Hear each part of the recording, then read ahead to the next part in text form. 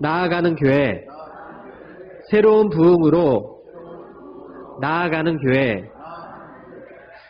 요새 교회에서 부흥이라는 말을 많이 쓰고 또 부흥했으면 좋겠다는 말을 많이 하죠. 근데 부흥하는 교회보다 성장하는 교회들이 더 많고 또 성장이라는 단어가 더 친숙합니다. 성장의 의미는 교회가 급작스럽게 막 부흥하는 것이 아니라 점진적으로 이루어지는 것을 의미하는데, 그런데 우리가 알아야 될 것은 하나님의 교회는 성장이 아니라 부흥해야 된다는 것입니다. 우리 성품과 우리의 믿음은 성장해야 됩니다. 날마다 그리스도의 분량까지 성숙하고 성장해야 합니다. 그런데 교회는요, 성장이 아니라 부흥해야 합니다. 왜냐하면 그것이 하나님의 뜻이기 때문에, 그리고 하나님께서 원하시는 것이기 때문에. 지난주에 살펴본 초대교회는요, 성장하지 않고 부흥했어요. 사도행전 2장 47절 함께 읽겠습니다. 시작. 하나님을 찬미하며 또 온 백성에게 칭송을 받으니 주께서 구원받는 사람을 날마다 더하게 하시니라. 오늘 본문에서도 부흥하는 교회의 특징을 볼 수 있는데 24절 이하에 함께 읽겠습니다. 시작. 서로 돌아보아 사랑과 선행을 격려하며 모이기를 패하는 어떤 사람들의 습관과 같이 하지 말고 오직 권하여 그날이 가까움을 볼수록 더욱 그리하자. 여러분, 부흥의 시작이 무엇입니까? 바로 교회 공동체 한 사람 한 사람이 사랑과 선행을 격려할 때 부흥이 이루어지게 되는 것이고, 사랑과 선행을 격려하는 사람들이 모이기 시작할 때 부흥이 시작된다는 것입니다. 저는 바라기는 우리 교회가 그런 교회 되었으면 좋겠습니다. 우리가 부흥을 꿈을 꾸고요, 부흥을 원하지만 부흥은 아무리 인간이 구호를 외친다고 해서 이루어지는 것이 아니라 하나님이 시작하시는 거예요.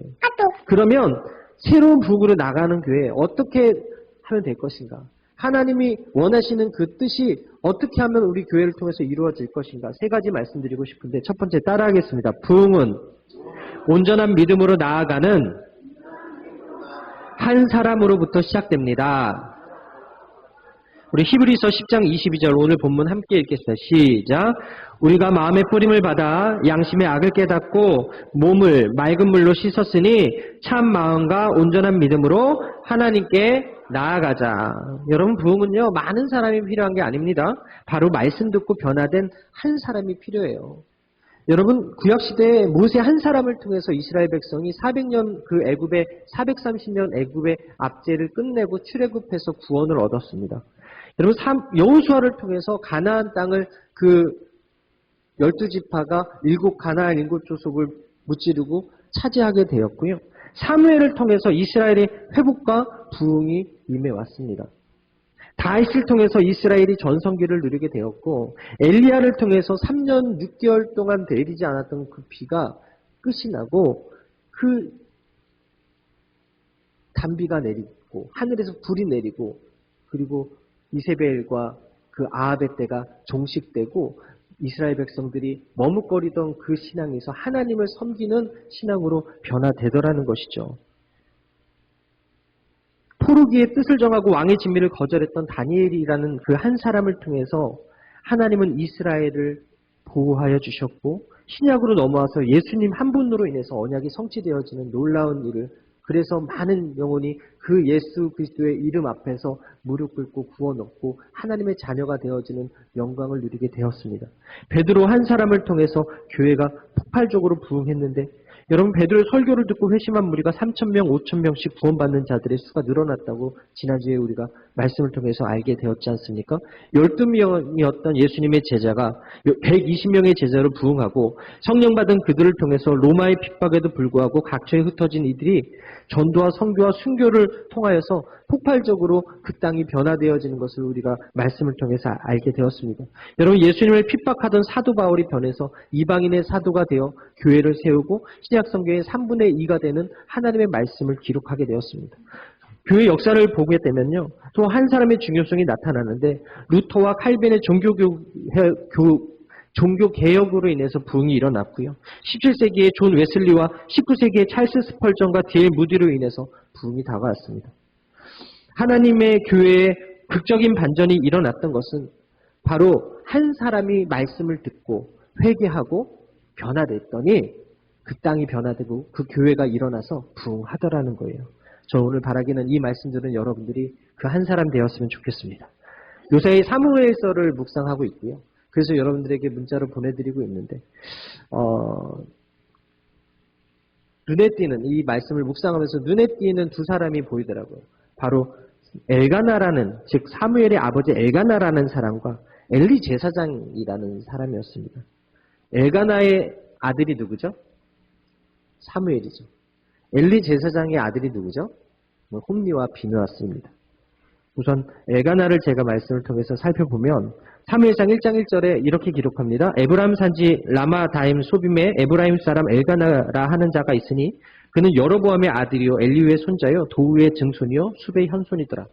사무엘의 아버지 엘가나, 에브라임에 거주하던 사람이었고요. 레위 자손이라고 성경은 이야기합니다. 에브라임 지역에 속한 작은 성읍에 머물면서 하나님과 주민들을 위해서 봉사했던 사람이었어요. 여러분, 레위 지파 사람들은 기업이 없었기 때문에 각 성읍으로 흩어져서 48개 성읍으로 흩어져서 그들은 하나님의 말씀을 가르치고 백성들의 신앙을 바로 세우는 일을 하던 사람들이었어요.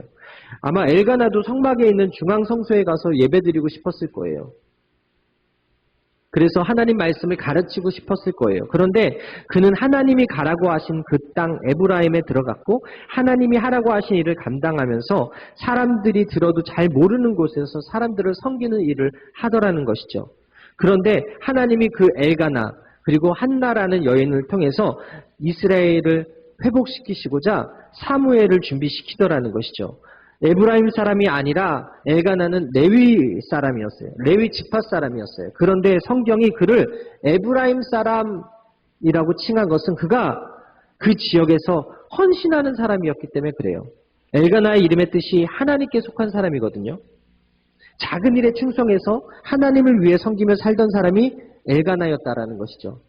여러분, 선지자 사무엘이 태어난 가정은요, 아버지가 힘이 없는 목회자였고 어머니가 둘인데 갈등 가운데 있었어요. 그런데 태어나 봤더니 엄마 아빠의 사랑을 받아야 될 나이에 자기가 엘리 제사장을 섬기는 그 자리에 가 있더라는 거예요. 어떻게 보면 자기의 동의도 받지 아니하고 하나님께 드림받은 그런 사람이 사무엘이었어요. 그런데 사무엘상 3장 1절에 보게 되면 그 당시에 말씀이 희귀하여 들리지 않았다고 기록을 합니다. 아이 사무엘이 엘리 앞에서 야훼를 섬길 때 야훼의 말씀이 희귀하여 이상이 흔히 보이지 않았더라. 이상이 흔히 보이지 않았더라. 하나님의 말씀이 들리지 않았더라. 하나님의 기사와 이적이 나타나지 않은 그때에 부름받은 사람이 바로 사무엘이더라는 거예요.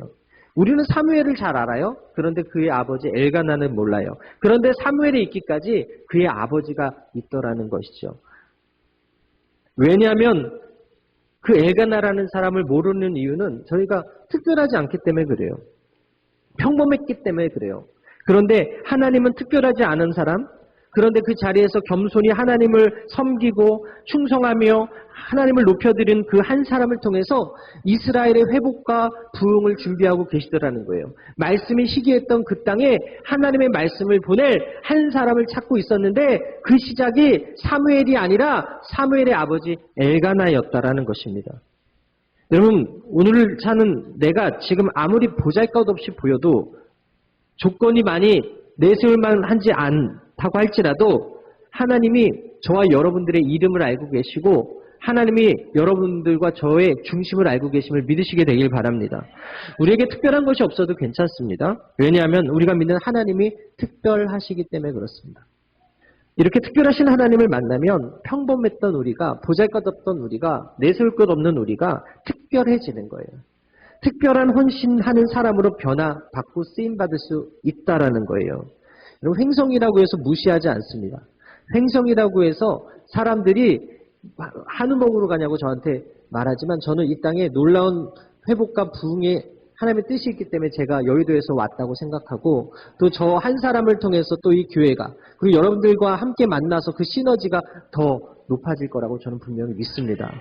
여러분, 지금 내가 특별하지 않기 때문에 특별하게 쓰임 받을 수 없다고 생각해서는 안 되는 것은 내가 특별한 능력이 없어도 특별한 지역에 없어도 특별한 권세가 없어도 정말 특별하게 잘하는 것이 없는 평범한 사람이라고 할지라도 하나님의 능력의 손에 붙들리면 마른 막대기가 모세의 지팡이에 붙들렸을 때, 모세의 지팡이라는 이름으로 붙들렸을 때 다른 막대기와 다르게 홍해를 갈랐잖아요. 반석에서 물을 냈잖아요. 그 능력의 그 지팡이에 놀라운 역사가 임한 것처럼 우리가 마른 심령이라고 할지라도, 우리가 특별하지 않은 그런 막대기 같은 인생이라고 할지라도 하나님께 쓰임받는 하나님의 사람으로 부름받았다는 것만 믿으면 저와 여러분들이 놀랍게 쓰임받게 됨을 믿으시게 되기를 바랍니다.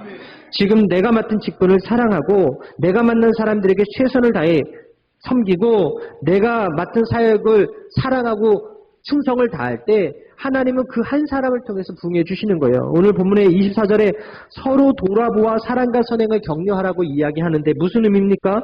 교회 안에서 사랑과 선행을 격려하는 한 사람을 통해서 부응한다는 거예요.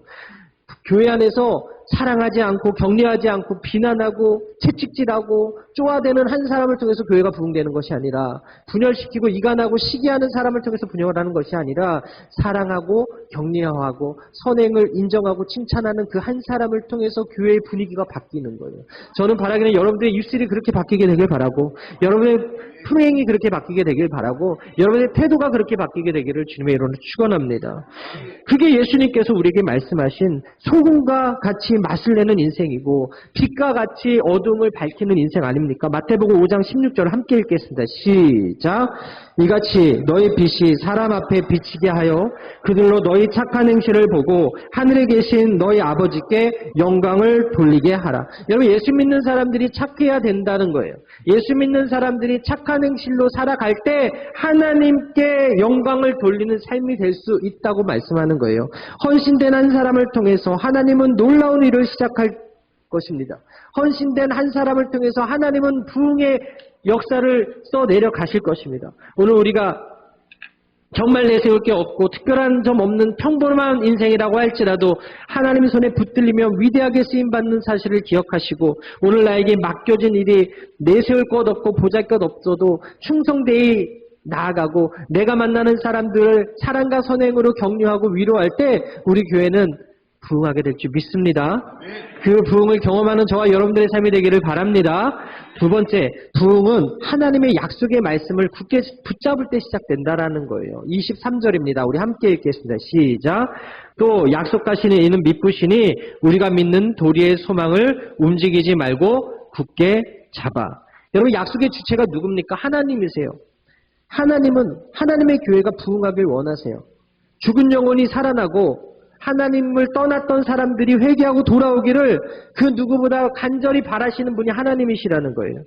여러분, 부흥하면 가장 많이 찾아보는 구절이 하박국 3장 2절이거든요. 여러분 다 아시는데 함께 읽겠어요. 시작. 야훼여, 내가 주께 대한 소문을 듣고 놀랐나이다.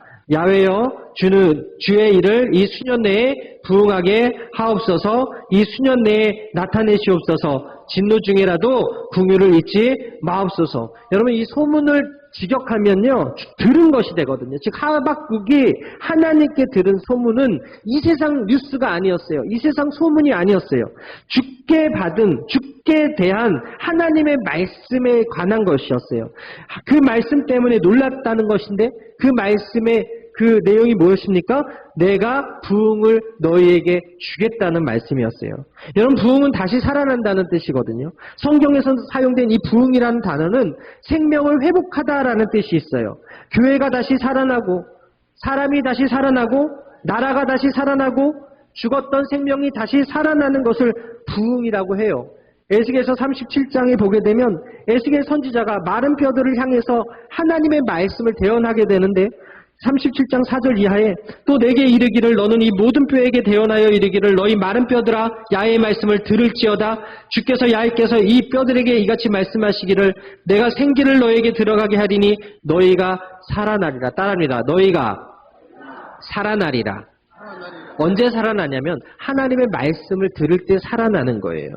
야훼의 명령대로 에스겔의 뼈들에게 야훼의 말씀을 들으라고 명령했더니 죽었던 뼈가 막 맞춰지더니 피부가 입혀지고 갑옷이 입혀져서 놀라운 하나님의 군대가 되는 환상을 보게 되더라는 거예요. 야훼 하나님의 말씀이 들어가면 죽은 뼈가 살아나고 죽은 무덤이 산소망이 넘치고 하나님을 위해 싸우는 군대로 준비됩니다. 또한 에스겔이 성전 문 지방 밑에서 물이 끊임없이 흘러나오는 환상을 보았는데 에스겔서 47장 1절 이하에 그가 나를 데리고 성전문에 이르시니 성전의 앞면이 동쪽을 향하였는데 그 문지방 밑에서 물이 나와 동쪽으로 흐르다가 성전 오른쪽 제단 남쪽으로 흘러내리더라. 여러분, 성전에서 흘러넘치는 물이 성전을 적셨어요? 성전을 적셔서 흘러넘쳐서 큰 강을 이루었어요? 죽음의 상징이었던 아라바 바다, 즉 곧 사해 바다로 흘러가니까 죽었던 바다가 살아났어요? 강물이 이르는 곳마다 생물이 살아나고 강물이 접촉되는 곳에 회복이 일어나고 풍성한 열매를 맺게 되고 나무의 잎사귀들이 솟생케 되고 약재류가 되는 환상을 에스겔이 보았다라는 거예요. 하나님이 생명 주실 때 그때 죽은 영혼이 살아나고 잠든 영혼이 깨어나는 거예요. 여러분, 이 단위에서 말씀이 선포되고 이 말씀을 들은 여러분들의 생명이 살아나고 영혼이 살아나고 그 마음에 뜨거운 하나님을 향한 그 부흥의 소식이 들려지기 시작하면 여러분 나가서 전하는 거예요. 나가서 생명을 또 전하는 거예요. 그럴 때 또 죽은 영혼이 돌아오게 되는 거예요. 그래서 여러분들을 통해서 살아나는 역사가 일어나게 됨을 믿으시게 되길 바랍니다. 하나님의 말씀이 들려진 누군가를 통해서 또 하나님의 말씀이 들려지는 그리스도의 향기요, 그리스도의 편지로 저 여러분들이 받았다라는 것이죠. 여러분, 지금으로부터 100년 전에, 130년 전에 1907년 길선주 목사님이 담임했던 평양의 장대현 교회에서 말씀 사경회를 열었어요. 하나님의 축복이 시간마다 부어져서 예배 때마다 놀라운 일들이 일어나기 시작됐는데 그때부터 대한민국 교회가 부흥했다라고 많은 신학자들이 이야기합니다. 성도들이 그때부터 변화되어서 놀라운 역사가 대한민국에 이루어져서 평양의 예루살렘이다 라고 하는 그 시작점이 바로 길선주 목사님이 담임했던 평양의 장대현 교회라는 곳입니다. 말씀을 사모했던 사람들이 모였더니 말씀을 듣고 어떤 삶의 변화가 일어났습니까? 회개운동이 일어났어요. 도둑질했던 사람들이 자신들이 도둑질했던 것들을 다시 회개하고 되갚고, 처벌두었던 사람들이 회개해서 일처제가 자발적으로 시행이 되고, 말씀을 사모했던 사람들이 교회를 떠나지 않고 말씀을 사모해서 교회 주변에 밤새 머물고 있다가 시작된 게 바로 우리 대한민국의 새벽 예배거든요. 밤까지 있다가 그 말씀 듣기를 사모하고 기도하다가 새벽 5시에 문을 여니까 사람들이 또 들어와서 말씀을 사모해서 열었던 것이 바로 새벽 예배의 시작이 되었는데, 그 회개운동이 평양에서부터 시작해서 대한민국 국민들을 바꾸어 놓았어요. 후에 3.1운동이 일어났을 때 주체가 된 33명 중에 16명이 기독교인이라는 놀라운 결과를 낳았습니다. 우리나라는 세계 어느 나라에도 유례 없는 애국가에 하나님이 보호하사라는 가사를 삽입한 나라입니다. 무엇보다도 대한민국 재헌국회가 처음 열린 재헌의회의 대한기록문을 보게 되면 우리나라는 하나님께 기도함으로 시작한 나라임을 알 수가 있는데요. 1948년 5월 31일 오후 2시에 재헌국회가 198명의 의원들이 참석한 가운데서 이루어졌는데, 그때 국회의원이자 목사님이었던 이윤영 목사님께서 하나님께 드리는 기도로 이승만 대통령의 그 제의로 시작되었던 나라, 즉 기도로 시작된 나라가 우리나라더라는 거예요. 그래서 우리가 더 차별금지법이라던가 성소수자들을 옹호하는 법안들이 그 국회에서 통과되는 것을 막아야 되고, 기도하면서 그 국회의원들이 정신 차리도록 기도해야 될 줄 믿습니다. 이름도 없이 빛도 없이 여러분, 우리나라를 위해서 죽어간 선교사님들의 무덤이 바로 서울 양화진의 절두산이라는 곳입니다. 그들이 예수 믿는다는 이유로 죽인당했어요. 순교자들이 그곳에 무덤이 많이 있어요. 그런데 그 핏값으로 부흥한 나라가 어디입니까? 바로 우리나라라는 것입니다. 불과 70년 전에 6.25가 발발했을 때 티리키예가 미국과 영국과 그 다음으로 많은 수의 22,000명을 우리나라를 위해서 파병해서 741명의 전사자가 생겼었습니다. 그런 형제의 나라가 지금 지진으로 인해서 46,000명이 사망해서 그 나라를 돕고자 우리나라에서 지금 구조대를 계속 파견하고 구호물자를 계속 보내고 있다는 이야기를 들었습니다. 도움을 받던 나라였는데 이제는 도움을 주는 나라가 되었어요. 여러분 BTS 잘 아십니까? BTS 콘서트 한번 열면 안표가 400만 원 정도 넘는데요. BTS의 세계가 열광하는 나라가 되었어요. 휴대폰 하면요. 여러분 갤럭시 아니면 아이폰 둘 중에 하나가 지금 양대 산맥을 이루고 휴대폰 시장의 1, 2위를 차지하고 있지 않습니까? 베트남 하면 우리가 쌀국수를 생각하지만 요즘 베트남은 한국 하면 박항서 감독을 이야기한다는 것이죠. 그래서 축구의 영웅이 돼서 금이 한양을 했는데 그로 인해서 베트남 사람들이 그의 고향 산천이라는 곳에 관광 코스를 만들어서 필수 코스가 되었다는 이야기를 들었습니다. 우리나라 한글이 또 얼마나 아름답습니까? 유럽 사람들이 이제는 한글로 된 옷을 입고 다니는 게 패션이라고 이야기해요. 제가 대한연합교회 그 김영민 목사님이라는 분이 계신데 그분이 설교 중에 이런 얘기를 해서 여러분들에게 전해드리기 원하는데 미국의 뉴욕에 갔더니 백인 아가씨가 한글로 된 티셔츠를 입고 당당하게 커피를 들고 특히 가더라는 거예요. 그때 뭐라고 썼나 봤더니 참기름이라고 써있대요. 아니 뉴요커야 뉴요커. 뉴욕에 있는 예쁜 백인 아가씨가 하얀색 티에 참기름이라고 써있는 그 티셔츠를 입고 커피를 들고 스타벅스 커피를 들고 가는데 거기에 참기름이라고 써있었다라는 것이죠. 이제 우리나라는 세계 어느 나라도 부러워하는 자랑스러운 대한민국이 되었습니다. 저는 이 모든 것이 하나님의 부흥이 우리 가운데 임했기 때문이라고 믿습니다. 불과 여러분 130년 전만 해도 우리나라는 아무도 알지 못하던 동방의 예의지국 작은 나라였어요. 그러나 지금은 세계 경제 10위이고 수출 8위, 무역수지 9위, 국민소득 2만 불에 인구 5천만이 되어서 가입하는 2050 클럽에 가입한 나라 중에 7번째 나라가 되었어요. 여러분 반에서 60명 중에 7등하면 잘한다고 하는데 200명 중에 7등하면 잘한다고 하는데 우리나라 꼴찌였는데 100년 만에 하나님께서 7등 만들어 주셨더라는 거예요. 어떻게 이게 가능합니까? 첫 번째로 하나님의 은혜 아니면 설명할 길이 없고 두 번째로 1세기에 말씀을 먼저 듣고 순종했던 그리스도인들 때문에 이렇게 부흥했음을 믿으시게 되길 바랍니다. 역사적으로 볼 때 마지막 왕이 고종시대인데 각종 강요들이 돈을 받고 땅을 팔고 관직과 양반직을 팔았어요. 뒤에서 매간매직을 했어요. 당시 조선 남자들 일하지 않았고 선교사님들의 기록을 보면 아이들이 6살 때부터 담배를 배워서 피고 여성들은 이름도 없었고 부엌에서 밥풀을 긁어 먹었다고 해서 부엌대기라는 이름이 있었다고 합니다. 그만큼 여성들은 이름도 없었고 인권도 없었어요. 아무도 기억하지 않고 열광하지 않았던 그 땅 조선을 불쌍히 여긴 말씀 듣고 온 선교사들이 직접 이 조선에 와서 무지한 사람들을 교육시키고 학교를 세웠어요. 병원을 세웠습니다.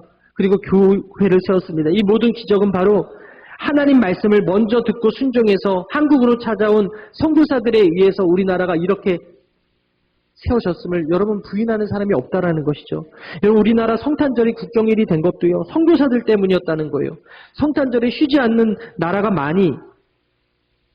성탄절에 쉬는 나라가 많지 않대요. 그런데 성탄절에 쉬는 나라가 모두 선진국이고 무당들은 그날 성탄절에도 쉰다라는 것이죠. 얼마나 대단해요? 개인 구원도 감사하지만 우리 대한민국이 정말 무지하고 잔인하고 동필끼리 노예로 살고 극소수의 양반이 횡포를 부리던 그 나라에서 100년 만에 세계가 인정하고 세계가 부러워하는 그런 나라가 된 것은 하나님이 이 땅을 향한 기도하고 핏값으로 열심히 복음 전했던 선교사님과 1세기 기독교인들 때문에 이렇게 후손인 저희들이 은혜를 누리고 있더라는 것이죠. 그 하나님이 오늘 우리에게, 우리 교회에, 우리 나라에 부흥을 약속하고 계시다라는 것이에요. 마지막으로 세 번째 따라하겠습니다. 부흥은 모이기를 힘쓰고 예배를 소중히 여길 때 찾아옵니다. 히브리서 10장 24절 이하에 서로 돌아보아 사랑과 선행을 격려하며 모이기를 피하는 어떤 사람들의 습관과 같이 하지 말고 오직 권하여 그날이 가까움을 볼수록 더욱 그리하자라고 말씀합니다. 코로나 3년 기간에 너무 많은 피해가 있었어요. 우리 교회학교 친구들이 왜 안 나와요? 그랬더니 코로나 때문에 안 나온다는 거예요. 왜 이렇게 사람들이 줄었어요? 코로나 때문에 안 나온다라는 거예요. 모이기를 패하는 어떤 자들의 습관처럼 교회에 모이는 사람들이 적어지고 속으로 모이기를 꺼리고 성도들과의 관계가 단절돼서 이 코로나라는 이 질병 때문에 더 부흥해야 하는 교회가 어려움을 겪고 있었던 것은 사실입니다. 지금 우리는 코로나 상황 때문에 영상으로 온라인 예배를 드려왔어요. 코로나 시대에는 그 예배가 정말 필요했고요. 코로나 시대에는 정말 중요한 예배였습니다. 그런데 이제 코로나가 완화되고 현장 예배가 이제 살아나는 환경 가운데 아직도 온라인 예배를 고집하는 분들이 있어요. 부득이하게 몸이 불편하거나 우리 교회에서 멀리 떨어져 계신 분들, 그리고 횡성교회 이 예배에 궁금해하셔서 들어오시는 분들 빼고 정말 코로나 시대가 습관적으로 더 편리하고 어떻게 보면 더 좋았잖아요. 여러분 이렇게 정장을 차려입고 나오는 예배보다 집에서 잠옷 입고 이렇게 드렸던 온라인 예배가 훨씬 더 편리하지 않습니까? 그런데 이제 하나님이 원하시는 예배가 무엇인가를 우리가 다시 한번 깨달아야 된다라는 거예요. 하나님이 원하시는 예배는 편리한 예배가 아니라 영과 진리로 드리는 예배예요. 하나님이 원하시는 예배는 나오는 예배라는 거예요. 요한복음 4장 23절 이하 함께 읽겠습니다. 시작. 아버지께 참으로 예배하는 자들은 신령과 진정으로 예배할 때가 오나니 곧 이때라. 아버지께서는 이렇게 자기에게 예배하는 자들을 찾으시느니라. 하나님은 영이시니 예배하는 자가 신령과 진정으로 예배할지니라. 하나님 받으시는 예배는 멀리서 드리는 예배가 아니라 가까이서 드리는 예배. 편리한 예배가 아니라 신령과 진정으로 드리는 예배. 아버지가 찾으시는 예배자는 성전으로 나오는 사람을 통해서 그 예배가 기쁨으로 받아들인다는 사실을 기억하시게 되길 바랍니다. 여러분 엘가나가 매년 자기 성읍으로 나와서 실로에 올라가 3번씩 예배드렸어요. 절기를 지키는 그런 불편함을 감수했어요. 사무엘상 1장 3절에 이 사람이 매년 자기 성읍에서 나와 실로에 올라가서 만군의 야훼께 경배하며 제사를 드렸는데 엘리의 두 아들 홈니와 비느하스가 야훼의 제사장으로 거기 있었더라. 당시 예배할 수 있는 성소가 많이 있었습니다. 베델도 있었고 세겜도 있었고 미스바도 모두 예배할 수 있는 장소였는데 엘가나는 항상 실로 즉 홈니와 비느하스가 제사장으로 있었던 그 중앙 성소를 찾아가서 예배를 드렸다는 거예요. 왜 그랬습니까? 여기에 하나님의 임재를 상징하는 성막이 있었기 때문에 그래요. 그리고 하나님이 여기서 예배하라고 지정해 주셨기 때문에 그래요. 여러분 에브라임 산지에서 어떻게 보면은 중앙 성소로 가는 게 여기 횡성에서 여의도 순복음교회로 가는 거랑 비슷한 그런 거리에 있었는데도 불구하고 1년에 3번씩 그 절기에 따라서 그는 그곳에 불편함을 감수하고 가서 하나님께 제사 드렸다라는 거예요. 그 상황 속에 엘가나는 항상 멀리 실로까지 오는 불편함을 감수했다는 거예요. 사사시대에 많은 사람들이 실로까지 오지 아니하고 가까운 곳 베델과 세겜과 미스바에 모여서 예배드렸는데도 불구하고 그는 하나님의 명령대로 하나님이 하라고 하신 대로 그 성소를 찾아가서 예배드리더라는 거예요. 여러분 지금도 코로나 여파로 온라인으로 드리는 예배가 편하고 좋아서 교회보다 집에서 드리는 분들이 많이 있는 것도 사실이긴 합니다. 그런데 정말 하나님이 원하시는 예배는 집에서 나와서 교회에서 드리는 예배를 원하신다는 사실을 기억하시게 되길 바랍니다. 엘가나가 매년 성읍에서 나와서 실로에 올라가 예배했던 것처럼 우리도 매주 집에서 나와서 교회 현장, 예배 현장에 나와 예배 드릴 때 여러분 아시잖아요. 온라인으로 드리는 그 마음의 중심과 이곳에 나와서 드리는 예배의 마음의 중심이 다르다는 거 이곳에 오신 여러분들은 다 알지 않습니까? 그런데 또 다른 사람들이 있어요. 그 사람들이 바로 엘리와 그의 아들들입니다. 이 사람들은 당시 야훼의 제사장으로 실로에서 사역을 했어요. 어떻게 보면 중앙에서 사역했던 사람들이에요. 중요한 직분을 받았고 중요한 위치에서 중요한 사명을 감당했던 사람들이었는데 이 사람들은 하나님이 그들의 예배와 그들의 제사를 받지 않았고 하나님은 그들을 버리셨어요. 사무엘상 2장 17절에 이 소년들의 죄가 야훼 앞에 심히 크면 그들이 야훼의 제사를 멸시함이었더라. 이 사람들은 예배를 멸시했고 성경은 그것을 죄라고 이야기했습니다. 제사장 직분을 가지고 있었는데도 참 예배를 드릴 수 있는 자리에 있었음에도 불구하고 그들은 예배를 제대로 드리지 않았어요. 그들이 성전에 온 목적은 따로 있었어요. 사람들이 가져온 그 헌물을 자기 배를 채우기 위해서, 그리고 회막에 수종드는 여인과 동침하기 위해서 엘리가 그것을 들었다고 이야기하고 있죠. 사무엘상 22장 22절에 엘리가 매우 늙었더니 그 아들들이 온 이스라엘에게 행한 모든 일과 회막문에서 수종드는 여인과 동침하였음을 듣고, 한두 명도 아니었고 한두 번도 아니었는데 결국 이 모든 삶을 백성들이 다 알고 있었다는 거예요. 23절에 그들에게 이르되 너희가 어찌하여 이런 일을 하느냐, 내가 너희의 악행을 이 모든 백성에게 듣노라. 앞서 말씀드렸지만 말씀이 희귀한 때에 사무엘은 하나님의 음성을 들었어요. 근데 엘리는 듣지 못했어요. 왜 그랬습니까? 사람들의 소리가 더 크게 들렸거든요. 하나님의 음성이 더 크게 들려야 되는데 사람들의 그 아들을 향한 비난, 아들을 향한 그 손가락질의 소리가 훨씬 크게 들렸어요. 그들에게 거룩한 직분은 있었지만 거룩한 삶이 없었어요. 여러분, 엘가나는 예배를 드리던 사람이었고, 그래서 하나님이 그 예배 드림을 기쁘게 받으셨던 사람이었어요. 그런데 엘리는 말씀이 시기해졌던 때의 대제사장으로서 하나님께서 그의 예배를 기뻐 받아 주지 않더라는 거예요. 하나님의 음성보다 사람들의 소리가 더 크게 들려지더라는 거예요. 후에 블레셋과의 전투에서 야훼의 개를 들고 나간 두 아들 홈리와 비느하스가 죽었다는 이야기를 듣고, 또 야훼의 개가 블레셋 사람들에게 빼앗겼다는 이야기를 듣고 그 충격에 놀라서 자빠져서 목이 부러져 죽게 되는데, 그를 가리켜서 성경이 뭐라고 이야기합니까? 그는 비둔했다고 이야기합니다. 저는 바라기는 여러분들이 비둔하지 않게 되길 바랍니다. 그런 평가 받지 않게 되길 바랍니다. 얼마나 몸이 뚱뚱했으면 놀라서 뒤로 자빠졌는데 죽었어요. 근데 성경은 그를 비둔하다고 이야기하는 거예요. 사무엘상 4장 17절에 소식을 전하는 자가 대답하여 가로되 이스라엘이 블레셋 사람 앞에서 도망하였고 백성 중에는 큰 살육이 있었고 당신의 두 아들 홈리와 비느하스도 죽임을 당하였고 하나님의 개는 빼앗겼나이다. 하나님의 개를 말할 때 엘리가 자기 의자에 자빠져 문 곁에 목이 부러져 죽었으니 나이 많고 비둔한 영고라. 그가 이스라엘 사사가 된 지 40년이었더라. 여러분, 엘리 제사장과 홈리와 비느하스는 예배에 있어서 무엇이 우선순위가 되어야 되고 무엇이 중요한지를 몰랐어요. 중요한 직분을 맡은 사람이 예배를 잘 모르고 살았다는 것이에요. 여러분, 엘리 제사장이나 홈리와 비느하스처럼 버림받는 자가 아니다. 참 마음과 믿음의 온전함으로 주께 나아가 쓰임받는 예배자의 삶을 사는 저와 여러분들의 삶이 되시기를 주님의 이름으로 축원합니다. 말씀을 마치겠습니다. 지금까지 교회 역사를 보게 되면 팬데믹 이후에 항상 부흥의 시대가 있었습니다. 그래서 코로나 시대가 끝나면 교회는 부흥의 시대가 열려질 겁니다. 사람들이 하나님을 찾고 하나님을 만나고 다시 생명의 길로 나오는 역사가 이루어질 것입니다. 부흥의 시대가 되면 정말 평범했던 사람들이 특별하신 하나님을 만나서 특별하게 쓰임받는 놀라운 역사가 일어나게 될 것입니다. 저는 바라기는 오늘 이 말씀 받은 여러분들이 부흥하는 교회의 아름다운 그 한 사람 되시기를 바랍니다.